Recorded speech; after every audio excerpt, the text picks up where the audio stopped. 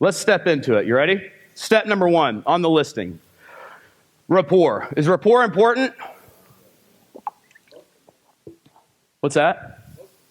Yeah, it is. It's important. And that's why it's the first step. You know, the top salespeople are likable. They're authentic, right? They're able to communicate and sell without what? Without selling. That's right. And so people are able to connect. So think about the rapport. Here's how this is going to work. And it starts at the walk-up. Here's the thing I want you to understand about the walk-up. The moment that you get out of your car and you shut the door, the appointment starts. What are we doing right there? We're looking for conversation starters.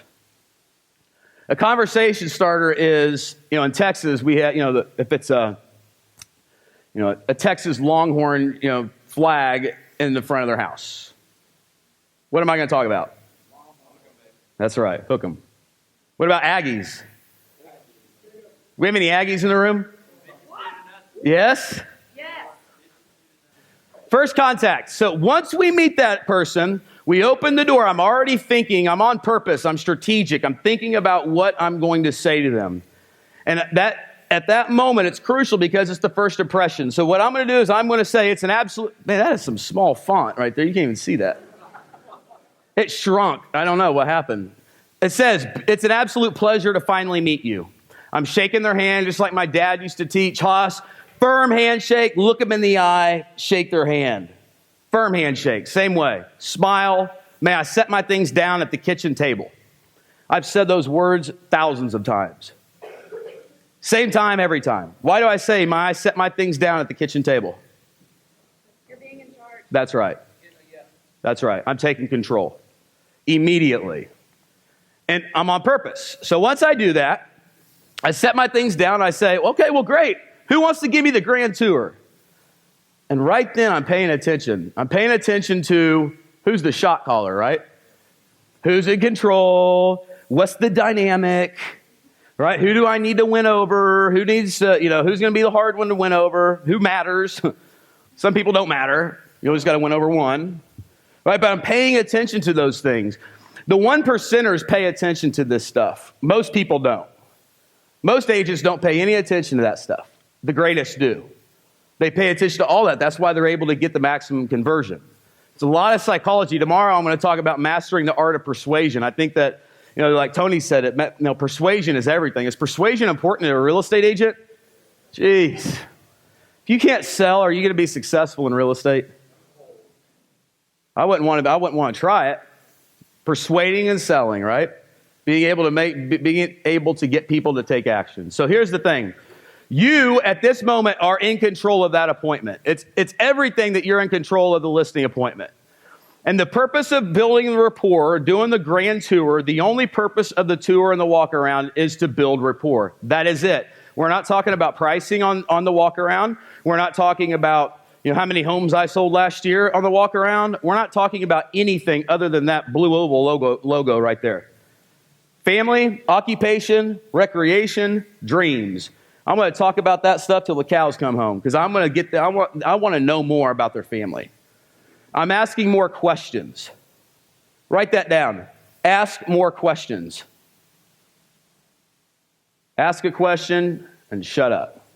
But here's the secret. When you ask the question and you shut up, the next thing you do is what? Listen. Isn't it funny how sometimes you ask a question or you say, you ask somebody a question and they respond and you didn't even listen to them at all? Do you ever do that? No, never. None of us do that. Here's the thing. People know when you do that. And I just want you to create some awareness in that area because most people do that. They ask a question, they don't even listen.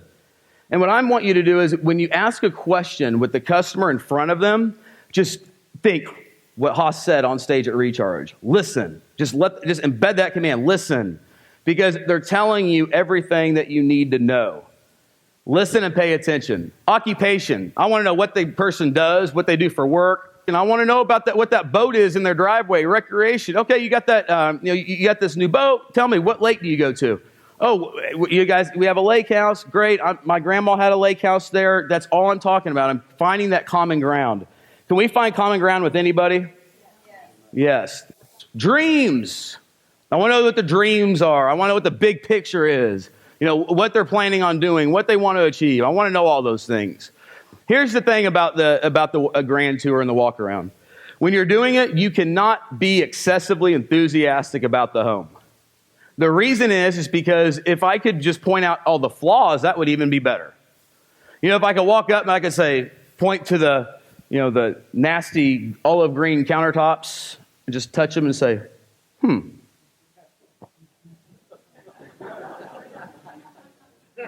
What's Susie thinking? You know what? I know. You know, Charlie, you said you're going to replace those last year. You never did. She's already telling herself, right? That's, you know, I didn't have to say anything. Just, So, Lake Texoma, how long you guys been going over there? You see what I'm doing? Here's the thing. If you're overly enthusiastic and you come in and you're like, oh my gosh, this is such a beautiful house. I love what you've done. I love the hardwood floors. I love the backyard. The pool is amazing. What's happening to the price in their head? That's right. And how many times have you guys gone on an appointment where the seller was completely realistic on where to price the property? No, I'm serious. Does that ever happen?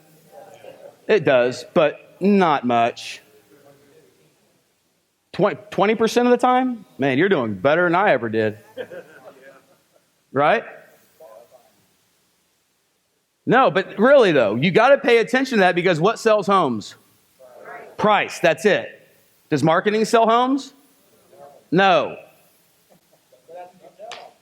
What? Isn't that weird? Yeah, you do tell them that. Yeah. Actually, the only thing that sells this house is you pricing it right. Now, I'm going to show you how to position that in a minute. But it's true, though, right? If the price isn't right, you know, the marketing isn't going to work regardless. I mean, it's got to be priced right. So, pricing starts with the grand tour. So once I do that, I give the tour, and it's not long. I'm in a hurry to get to that kitchen table. I've seen 1,000 houses. I don't really, you know, I'm ready to go. And I say, okay, well, great. Thank you so much, Susie. Let me ask you, may I please have a glass of water before we begin? Sure, Haas. Let me go get it. Okay, hey, Steve. So, you know, tell me more about this, right? I'm controlling the whole appointment. Why did I ask for a glass of water? Why?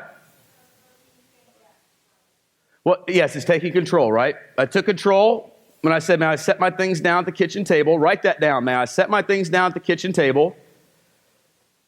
And the other one to write down is, may I please have a glass of water? What they said, we don't have water, but we have wine. Yes?